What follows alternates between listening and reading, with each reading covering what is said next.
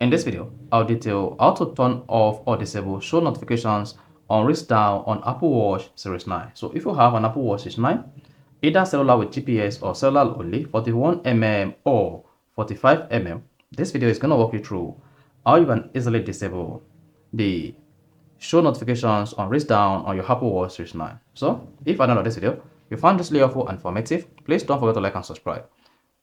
Now the first one to do is press the Chrome button to exit the clock screen or widget screen on your Apple Watch. Just press it once. Once you press it, you'll be taken to the Apple Watch Series 9 app menu, then locate the settings icon and click on it.